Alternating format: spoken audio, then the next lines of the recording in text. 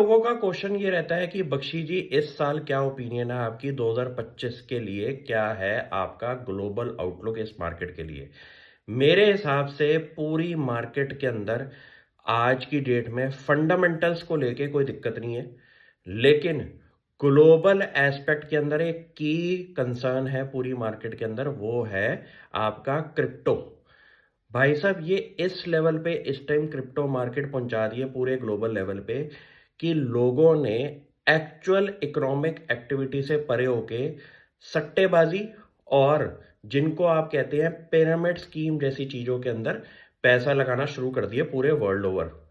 यहां पे प्रॉब्लम क्या होती है कि जब आपको इजी मनी दिखाई देना शुरू कर दे और एक मेजॉरिटी पॉपुलेशन के कुछ कुछ लोग उस चीज के अंदर घुसना शुरू कर दें और आपको इनिशियली पैसा भी दिखाई दे दे, तो लोग अपनी एक्चुअल बिजनेस एक्टिविटीज से ज्यादा इन स्पेकुलेशन वाली चीजों के अंदर घुस जाती है।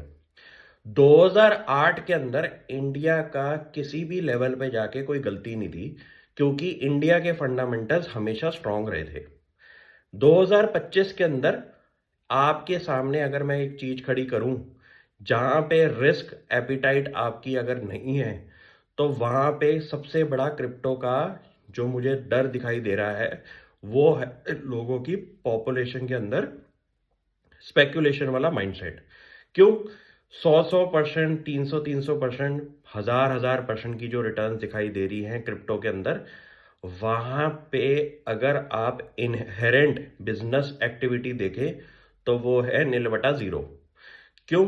किसी भी इकोनॉमी के अंदर अगर आप पैसे का काम कर रहे हैं और उससे कोई इकोनॉमिक एक्टिविटी नहीं हो रही, तो मेरे हिसाब से वो सिर्फ और सिर्फ चीज आपकी स्पेकुलेशन के अंदर आती है। आप मेरे को इसके अंदर ओल्ड स्कूल कहें, पुराने थॉट प्रोसेस वाला आदमी कहें, तो आप कुछ भी समझें, लेकिन मेरे को किसी चीज के अंदर बाइंग और सेलिंग के अंदर अगर कोई इकोनॉमिक एक्टिविटी नहीं दिखाई देती, तो मैं उस बिजनेस को सिर्फ और सिर्फ स्पेकुलेशन के नाम से जानता हूं। और पिछले 10 साल में जब जब पूरे वर्ल्ड के अंदर प्रॉब्लम्स क्रिएट हुई हैं, वो हुई हैं फाइनेंशियल बबल्स क्रिएट होती हैं एक एसेट क्लास के अंदर। अब इस एसेट क्लास के अंदर 2008 के अंदर क्रिएट हुआ था हमारा हाउसिंग बबल, जहां पे अनरियलिस्टिक लेवल पे हाउसिंग प्राइजेस यूएस इकोनॉमी के अंदर बढ़ गए थे। उसका पूरा भूत आज की डेट में क्रिप्टो के अंदर मेरे को दिखाई देता है। तो पूरे वर्ल्ड में अगर कोई नेगेटिव चीज क्रिएट हो सकती है जिसका डोमिनो इफेक्ट इंडिया जैसी मार्केट में भी आएगा, तो वो है हमारी क्रिप्टो। क्यों? क्योंकि इंडिया की गवर्नमेंट मुझे नहीं लगता कि अगले कुछ साल तक क्रिप्टो को एक्सेप्ट करेगी एज अ फाइनेंशियल एसेट। दूसरी चीज, गवर्नमेंट का जब तक कोई इसके अंदर बेनिफिट नहीं है बिकॉज ऑफ सिक्योरिटी रीजंस, तब तक आप इस एसेट को एज ए एसेट क्लास नहीं समझ सकते।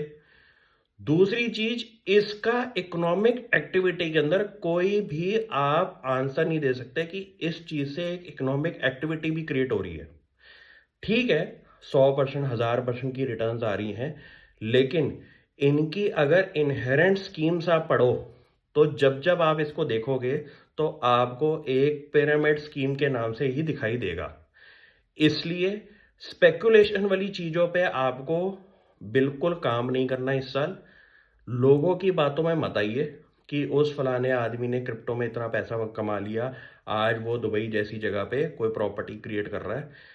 आपको ये पता होना चाहिए, जो चीज आपके पल्ले नहीं पड़ रही उसमें आज भी ना है, कल भी ना है, फ्यूचर में तभी हाँ है जब आपको वो चीज ऊपर से लेके नीचे तक समझ में आए और आपकी रिस्क एपिटाइट उतनी है। क्यों?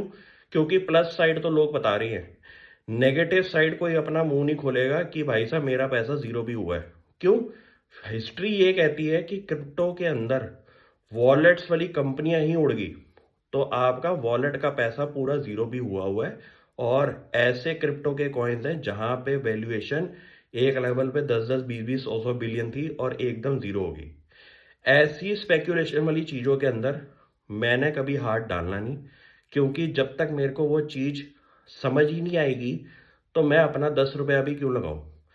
इन चीज़ों पे आप ऑर्थोडॉक्स थिंकिंग समझें कि न्यू एज चीज़ें आपको नहीं समझ में आ रही, कोई दिक्कत नहीं, ज़रूरी नहीं है हर चीज़ समझना।